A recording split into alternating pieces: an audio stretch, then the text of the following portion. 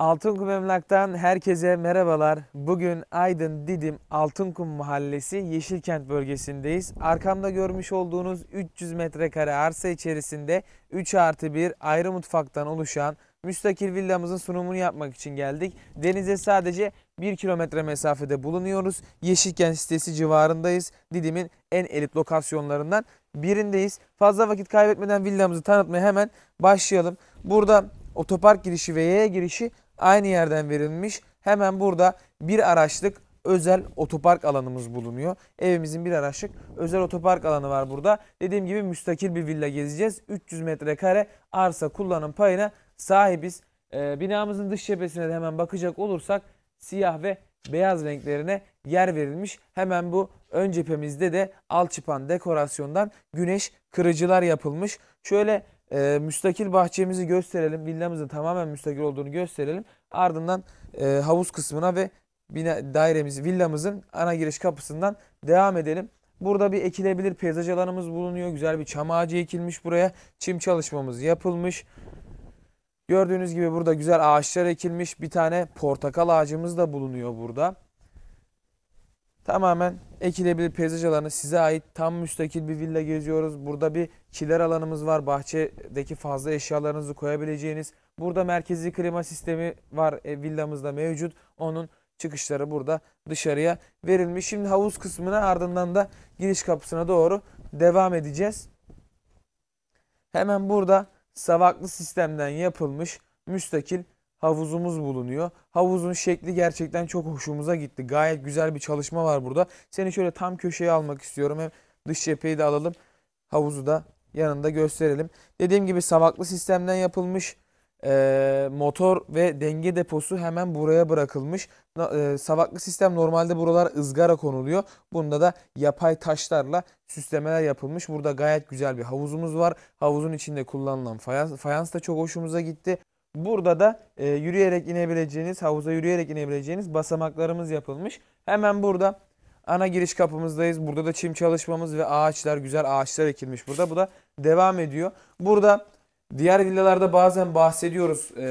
Burayı pimapenle falan kapatıp kendinize bir vestiyer alanı oluşturabilirsiniz diye. Burada da müteahhit firmamız bunu yapmış. Hemen buradan bir giriş kapısından giriyoruz. Burada bir vestiyer ve ayakkabılığımız var. Lake malzemeden dolabımız yapılmış. Ondan sonra da çelik kapısına ulaşabiliyoruz villamızın giriş kapısına. Bura gayet güzel olmuş. Çok hoşumuza gitti. Çelik kapıdan giriş yapar yapmaz yine burada bir koridor alanı da bizi karşılıyor. Hemen çelik kapımızı kapatalım. Hemen sağ tarafımda genel kullanım banyo lavabomuz bulunuyor. Burada tam karşında Vitra marka gömme rezervuarımız var. Buraya duşakabin yeri yapılmış. Ayna bir tane camla boydan camla bu ara ayrılmış. Bir tane havalanma penceremiz bulunuyor. Hemen kapının arkasında da Hilton lavabomuz var. Burada da havlularınızı koyabileceğiniz bir alan yapılmış. Dediğim gibi burada bir koridor alanımız da var. Tam karşımızda bir tane ayna bırakılmış. Hemen burada da merdiven altını kullanabileceğiniz bir kiler alanımız oluşturulmuş. Burayı gizli bir şekilde yapmışlar. Buraya evin fazla malzemelerinizi koyabilirsiniz. Gayet güzel bir ahşap desenli bir şey yapılmış burada da. Hemen burada da salon ve mutfak alanındayız.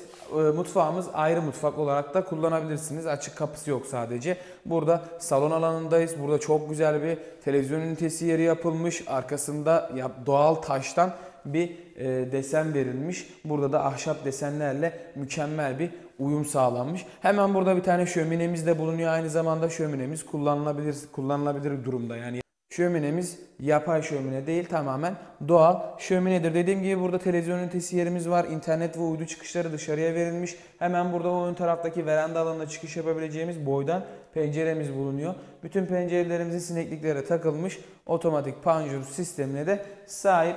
Yine burada da bir tane boydan penceremiz bulunuyor. Hemen burada da gün ışığını ve doğal ışığı daha iyi alabilmesi için bir sabit penceremiz var. Hemen bunun altına da bir tane yemek masası gayet güzel olacaktır diye düşünüyorum. Burada da bu yapay ışık, doğal ışığın içeri girmesiyle daha güzel bir ambiyans yaratılacaktır. Burada da ayrı mutfağımız bulunuyor. Dediğim gibi açık mutfak şu an ama buraya bir kapı yaptırırsanız ayrı mutfak olarak da kullanabilirsiniz. Bir tane servis penceremiz bulunuyor hemen burada.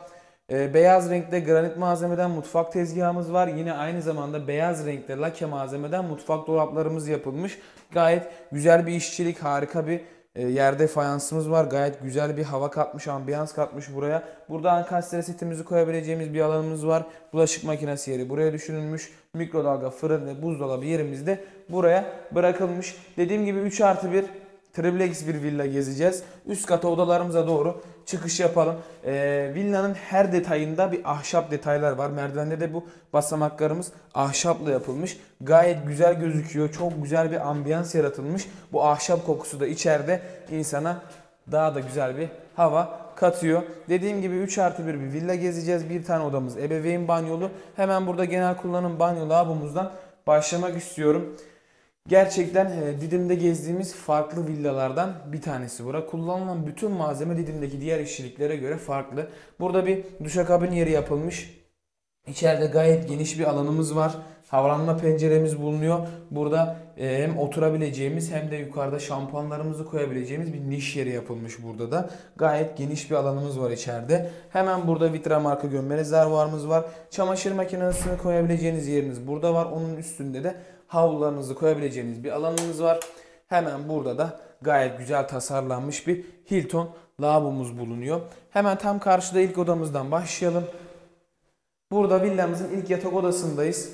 Yatak başlık yerimiz buraya düşünülmüş. Yatak başlığı için 2 tane gece lambası bırakılmış. Dediğim gibi merkezi klima sisteminin çıkışları da dışarıya verilmiş. Yerlerde de fayans seramik çalışmasını görüyoruz. Burada bir tane Fransız balkonumuz var. Hemen burada da çift açılımlı bir penceremiz bulunuyor. Alt katta bahsetmiştim zaten. Bütün pencerelerimizin sineklikleri ve otomatik panjur sistemine sahip. Hemen diğer yatak odamıza geçelim. Burada evimizin ikinci yatak odasındayız. Yine yerlerde seramik çalışmasını görüyoruz. Tavanda spot ve led aydınlatmalarımız bulunuyor. Yatak başlık yerimiz buraya düşünülmüş. Yatak başlığı için 2 tane prizimiz bırakılmış ve 2 tane de gece lambası var. Burada doğal ışığı alabilmemiz için bir çift açılımlı bir penceremiz bırakılmış. Hemen burada da bir tane balkonumuz bulunuyor. Burada da güzel bir balkonumuz var. Karşı taraftan bahsetmiş miydik videonun başında bilmiyorum ama tam karşımız polis akademisi. Burası devletin, hiçbir zaman bu önünüzdeki bu manzara kapanmayacak. Çünkü polis akademisine ait, polislere ait bir akademiye ve hiçbir zaman satılma ihtimali de yok. Kapanma ihtimali de yok. Bu doğa manzaranız bu villa olduğu sürece hep var olacak. Burada ebeveyn yatak odasındayız. Yine yerlerde seramik çalışmamız bulunuyor. Tavanda spot led aydınlatmalarımız. Burada yatak başlığı için güzel böyle dolaplar tasarlanmış. Aynı zamanda prizler de bırakılmış yatak başlığı için. Tam karşında televizyon çıkışlarımız var. Televizyon koymak isterseniz tam karşıya koyabilirsiniz. Hemen burada da ebeveyn banyomuz bulunuyor. Ebeveyn banyosu için yeterli bir büyüklüğe sahip havalanma penceremiz bulunuyor. Buraya güzel bir duş yeri yapılmış. Duşakabinimiz de takılmış. Hemen burada Vitra marka gömme rezervuarımız. Kapının arkasında da Hilton lavabomuz bulunuyor. Diğer odada da vardı balkonumuz. Bu odamızda da burada bir tane ufak minik bir balkonumuz bulunuyor. Karşıdaki manzaraya üst katla terasta daha detaylı değineceğiz. Üst katımızda oda yok. Sadece terasımız var. Üst kattaki terası da gösterelim. Ardından videomuzu bitirelim. Güzel led aydınlatmalarımız da var basamakların altında. Burada 2 tane buzlu camımız var. Gün ışığını daha iyi alabilmesi için merdiven arası.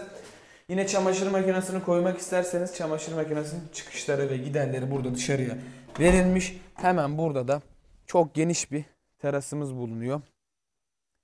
Burada gayet geniş, kullanışlı, hatta buraya oda bile yapabilirsiniz. O kadar geniş bir alanımız var burada. Şöyle yan villayı hemen gösterelim isterseniz. Böyle üstünü kapatıp cam balkonla çevirip burayı oda olarak da kullanabilirsiniz. Yan taraf aynı şekilde yapmış. Bu yasal ve hakkınız. Cam balkona dediğim gibi belediye karışmıyor. Bu ön tarafımızdaki manzara hiçbir zaman kapanmayacak. Müthiş bir doğa manzarasına sahibiz. Dediğim gibi direkt devlete ait olan bir yer. Satışa da hiçbir zaman çıkmayacak. Tam onun yanında da müthiş bir deniz manzarasına sahibiz. Şu an videoda gözüküyor mu bilmiyorum. Biraz hemen yakınlaştıralım. Güzel bir doğa ve deniz manzaramız var. Güneş de tam karşıdan vuruyor. Müthiş bir manzara yakaladık. Evet, dediğim gibi bugün Aydın Didim Altınkum Mahallesi'nde Yeşilkent bölgesindeydik. Denize sadece 1 kilometre mesafede. Tam 1 kilometre bile değil, biz 1 kilometre yuvarladık. 850-900 metre uzaklıktayız. Villamızın fiyatı 11 milyon TL. Pazarlığımız mevcut. Bu villayı canlı görmek isterseniz sol üstteki iletişim numarasından bizimle iletişime geçebilirsiniz. Sizin fikirleriniz de bizim için çok değerli. Villa ile ilgili fikirlerinizi yorumlar kısmında belirtmeyi, sağ alttaki butondan Altınkum Emlak YouTube kanalına abone olmayı lütfen unutmayın. Bir sonraki videolarımızda görüşmek üzere. İyi günler dileriz.